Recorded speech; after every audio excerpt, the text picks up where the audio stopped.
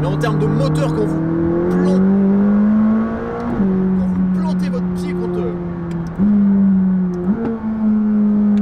Quand vous plantez votre pied dans le sol en carbone, là,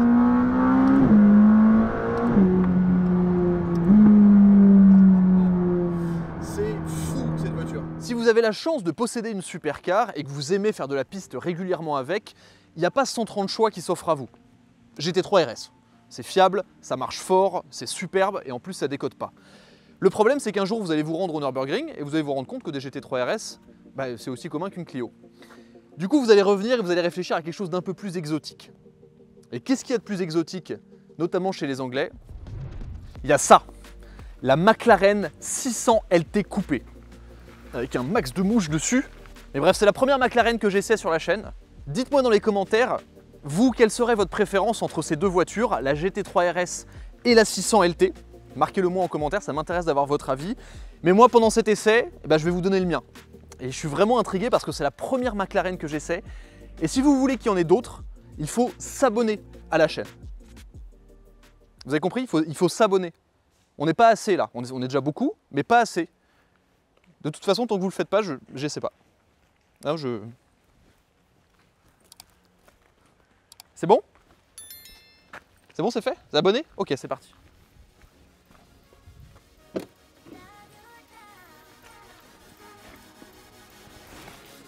Ah, je suis trop grand.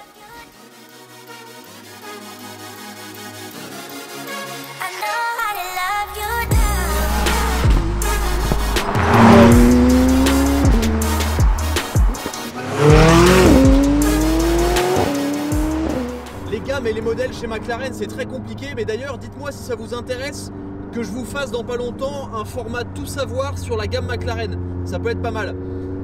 Mais ça, pour comprendre où cette voiture se positionne dans la gamme, c'est tout simplement la version la plus extrême du modèle de base, donc de la 540C et de la 570S. Et c'est la première fois que je conduis une McLaren, mais rien que là je peux vous le dire, c'est l'une des voitures les plus exceptionnelles que j'ai jamais essayé. Ça marche. Wow.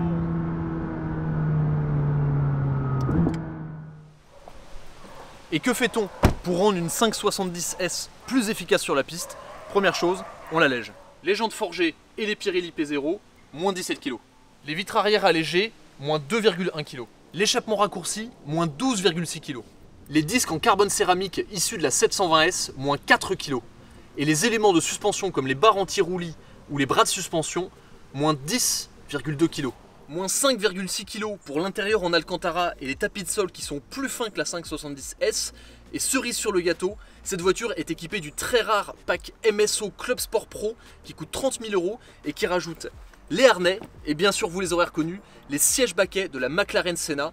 Au total, moins 24 kg de sauvé sur la voiture. Ensuite, il y a le travail sur l'aérodynamisme. LT chez McLaren, ça signifie long tail, donc longue queue, traduit en français, et ça signifie que la voiture est plus longue que le modèle d'origine, donc plus longue que la 570S. Cette appellation provient de la McLaren F1 GTR Longtail, qui en 1997 avait été rallongée de 60 cm pour poser un plus gros aileron à l'arrière et générer plus d'appui aérodynamique. Alors là, la voiture n'est que 7 cm plus longue, mais c'est pas la taille qui compte. Légèreté, aéro, puissance évidemment, le moteur V8 3,8 litres biturbo passe de 570 à 600 chevaux et 620 Nm de couple, atteint à 5500 tours minute. Et avec la légèreté de la voiture, on est quand même à moins de 1300 kg à sec, avec un rapport poids-puissance de 2,5 kg par cheval. Les performances sont stratosphériques, 2 secondes 9 au 0 à 100 km/h et le 0 à 200 km/h est abattu en 8 secondes 2. Pour vous donner un ordre de référence, la GT2 RS de chez Porsche fait le même exercice, le 0 à 200, en 8 secondes. Sachant que c'est pas vraiment la même catégorie de voiture quand même. Vitesse max 324 km/h. Bref, vous l'aurez compris, c'est un avion.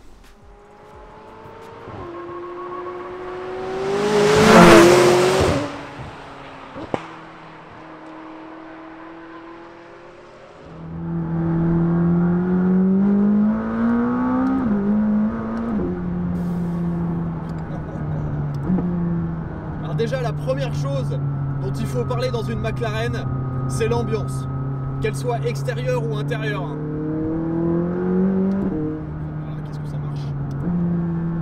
Moi je trouve qu'esthétiquement, à l'extérieur, c'est une voiture qui est somptueuse. Ce bleu Curaçao est juste magnifique. Et l'ambiance à l'intérieur, c'est quelque chose de très spécial. Déjà, la position de conduite est fantastique. On est vraiment assis très très bas. Et j'ai jamais, dans aucune voiture, eu autant cette sensation d'être allongé. D'avoir le volant très proche de moi, les jambes presque allongées sur le sol. Il y a vraiment une ambiance très extrême. Et c'est pas inconfortable du tout, ces sièges de la McLaren Senna sont plutôt confortables, quoique assez inclinés vers l'avant. Je pense que pour les longs trajets, ça va taper un petit peu sur les lombaires. Mais tout cet Alcantara, cet intérieur épuré, là, il y a vraiment une ambiance, c'est très sportif. C'est vraiment, la voiture, elle cache pas ses ambitions. Elle est faite pour le sport, elle est faite pour la piste. La vue des ouïes là dans les portes, de l'aileron à l'arrière, dans mon rétroviseur central, je vois les deux canons qui sortent de la malle arrière. La première chose à faire, une fois que vous avez réussi à vous glisser dans les baquets de la McLaren 600 LT, c'est d'appuyer sur le petit bouton Active. Chez McLaren, ça s'appelle l'Active Dynamic Panel. En fait, c'est le bouton qui vous permet d'accéder aux différents modes de conduite. Donc vous avez deux réglages principaux, un qui va jouer sur le châssis et l'autre qui va jouer sur l'ensemble boîte moteur. Donc on appuie sur le bouton et on met tout en sport. C'est la première chose, parce qu'en sport, la boîte et le moteur sont réglés de telle façon à ce qu'il y ait des coupures d'allumage lorsqu'on accélère et au rétrogradage. Et ça vous donne des coups dans la nuque et ça fait des explosions dans l'échappement qui sont...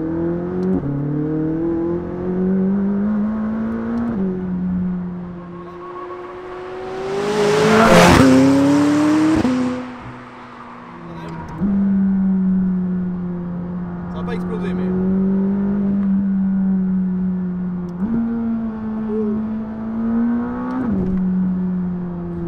La première chose qui choque dans la voiture, c'est la légèreté.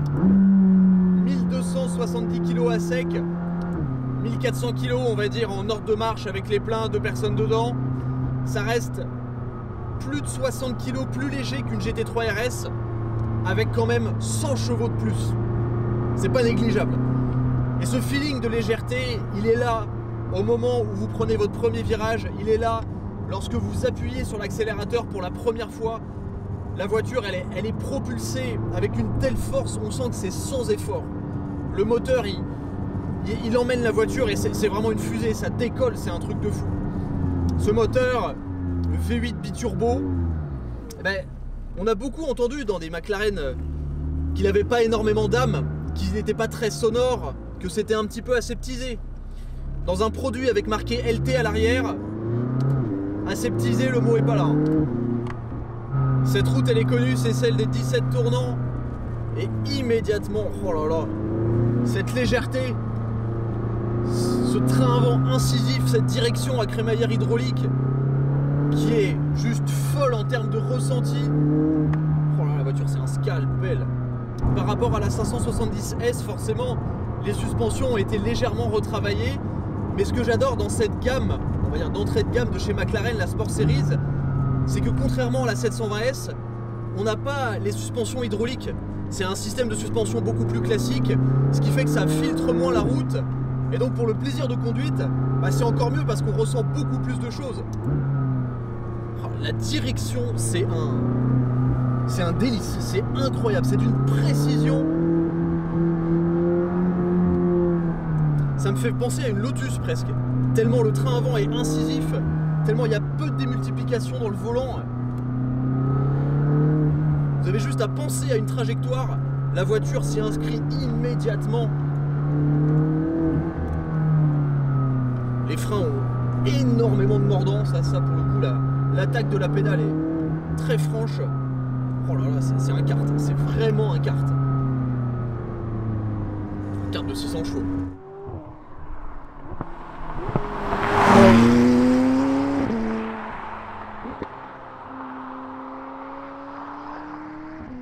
Un fait assez intéressant que j'ai découvert sur les McLaren en général en faisant mes recherches sur cette voiture, c'est qu'à l'arrière, il n'y a pas de différentiel autobloquant. C'est un différentiel ouvert. Et la raison pour ça, c'est que les pièces pour mettre un différentiel autobloquant sur la voiture rajouteraient du poids. Ça montre vraiment à quel point McLaren veut que ces voitures soient ultra légères. Alors du coup, comment la répartition du couple est-elle gérée? Tout simplement via les freins, la roue intérieure en virage va être un peu plus freiné pour optimiser la traction. Et ce qui est intéressant avec ce système, c'est que la voiture est très prévisible, déjà parce qu'on fait corps dedans et qu'on sent absolument tout ce qui se passe. Mais comme il n'y a pas de différentiel autobloquant, elle ne va pas partir de l'arrière d'un coup. Et ça, je dois reconnaître que c'est pas mal. Et ça vous permet aussi parfois de faire des burn-out d'une seule roue en sortie de virage. Mais vraiment, cette voiture, pour l'instant, même sans parler du moteur, ce qui est hallucinant, c'est le ressenti. Le ressenti de conduite, la connexion que vous avez à la route dans cette caisse, elle est dingue. Et c'est la première fois que je conduis une McLaren.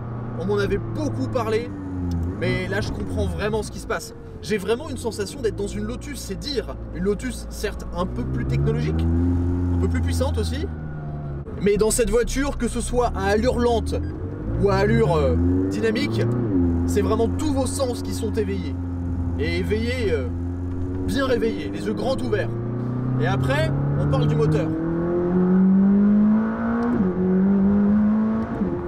Qu'est-ce que ça marche ?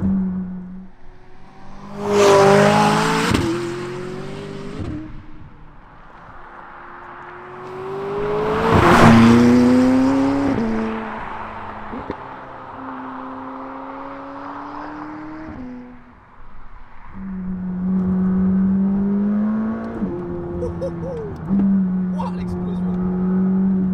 C'est un scalpel cette caisse!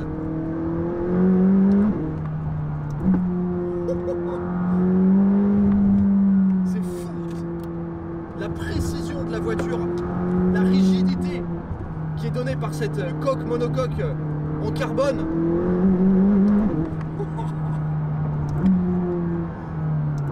La façon dont la voiture se comporte sur la route, c'est royal. Il n'y a absolument aucune inertie dans les changements de direction. Le moteur est très creux, il y a beaucoup de turbo-lag en dessous de 5000 tours. Par contre, au-dessus, il faut avoir les cervicales bien accrochées. Oh, les explosions. Oh là là, quelle ambiance cette voiture, c'est un truc de fou. Seul défaut, sur cette voiture, il n'y a pas de lift system, donc il faut faire très attention à la lame avant. Heureusement, il n'y a pas le pack carbone extérieur optionnel, mais ça peut frotter facilement. Allez, retour. Qu'est-ce que ça marche! Je suis bluffé par la direction. La direction, c'est vraiment un must.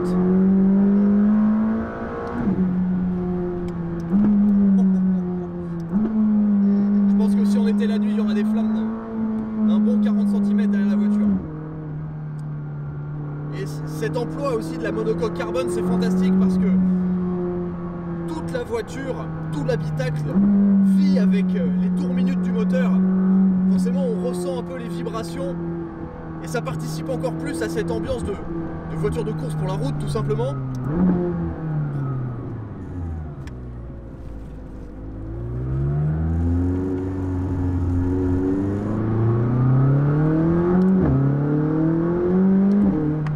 Pas parler de la boîte de vitesse.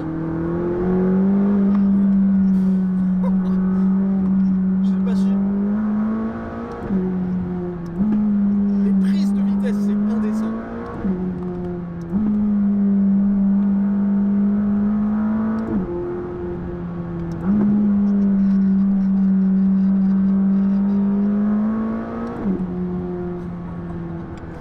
C'est un missile cette caisse. C'est un missile. Honnêtement, c'est l'une des meilleures voitures que j'ai jamais conduites. Vraiment. En termes d'efficacité, d'immenses claques dans la tronche, de performance, de ressenti, de feeling et de rigueur de châssis. C'est dingue. C'est dingue. La stabilité en virage.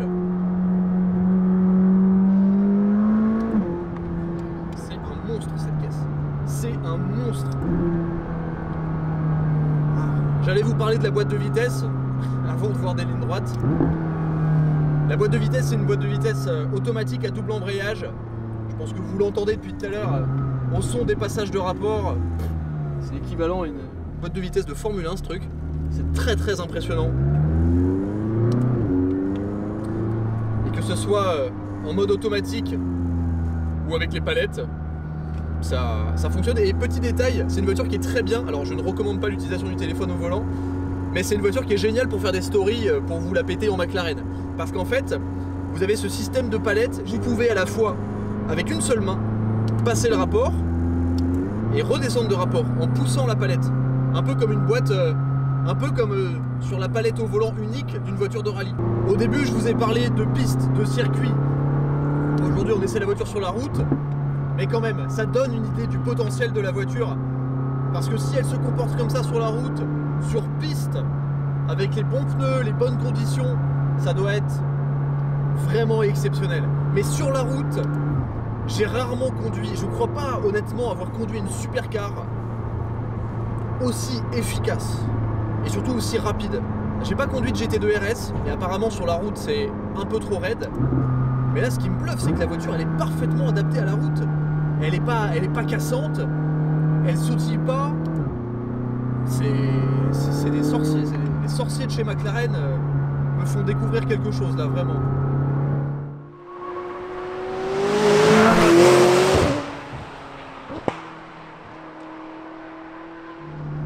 Mais en termes de moteur, quand vous plantez votre pied contre...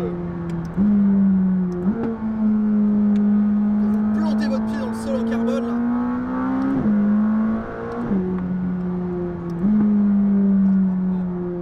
c'est fou cette voiture.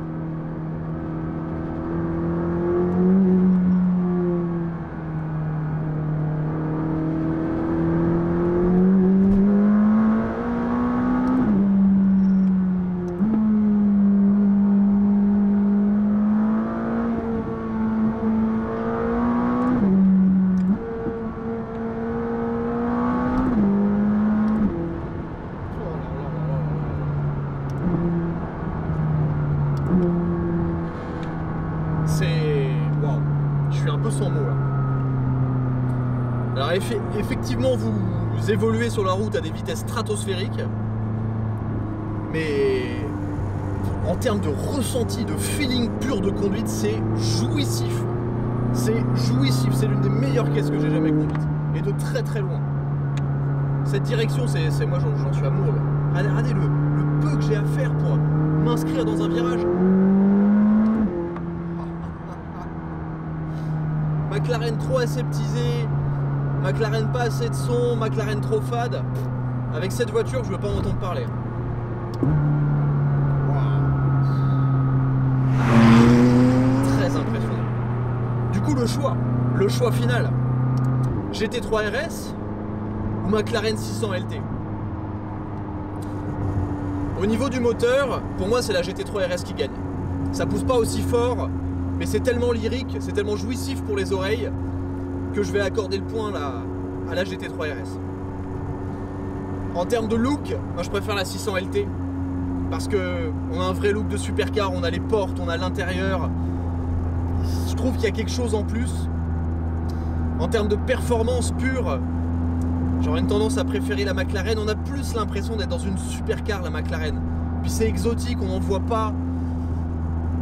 En termes, après, c'est là où ça va poser problème, en termes de fiabilité. J'en ai parlé au début, je pense que vous l'aurez entendu. La fiabilité des McLaren, c'est pas une légende, c'est aléatoire. Vous pouvez à la fois avoir une voiture qui n'aura jamais de problème, ou une voiture qui va tomber en panne tous les 4 matins, avoir des gros problèmes électroniques. C'est le cas, il faut être honnête, ça arrive. Je pense que McLaren sont habitués, on espère qu'ils vont faire des efforts au niveau de la fiabilité de leur voiture et du SAV. Mais c'est sûr qu'à ce niveau-là, l'avantage est à Porsche. Porsche, si on en voit partout sur le Nürburgring, comme je le disais au début, c'est pas pour rien. C'est parce que les voitures, elles marchent, ça casse pas, c'est fiable. Vous pouvez faire des tours, de la piste, la voiture elle bougera pas. C'est le gros avantage. Mais maintenant, est-ce que la raison et le portefeuille l'emportent sur le fun? Honnêtement, j'ai conduit une GT3 RS sur route et sur piste, ça j'ai pas conduit sur piste, mais sur la route je prends la McLaren. C'est un univers que je découvre complètement et je suis bluffé. Wow. Franchement, merci à Silver et Pierre de Moteur Essence permettre de faire cette expérience, parce que là, des belles journées de tournage j'en ai eu, mais celle-ci elle est exceptionnelle. Il ne me reste plus qu'à essayer ça sur la piste. Bon, j'espère que cet essai vous a plu. Merci à Thibaut pour les images et le montage. Et puis on se retrouve très prochainement pour un autre essai chez Moteur Essence. Dites-moi si vous voulez que je vous fasse un essai d'une GT3 RS chez Moteur Essence. Alors ça sera sur route aussi, mais ça peut être intéressant. J'en avais déjà fait un à l'époque, mais ça peut être pas mal pour se remettre un peu à l'esprit du côté exceptionnel de la GT3 RS, qui est une voiture qu'on voit tellement qu'on sous-estime un petit peu, mais attention, c'est une des meilleures caisses du monde, hein, GT3 RS. Mais là, cette McLaren, ça me donne envie d'en découvrir d'autres, de découvrir les versions les plus puissantes. Et vraiment, mon rêve, si quelqu'un m'entend un jour et a une Senna à me faire essayer, je traverse l'Europe pour l'essayer. Parce que la Senna, moi, ça me fait rêver, cette espèce de voiture de LMP3 de route, c'est fantastique. Merci d'avoir regardé. Cette voiture est à vendre chez Moteur Essence, le lien est dans la description. A très vite sur The Glove Driver. Ciao. On va se faire une dernière petite accel là.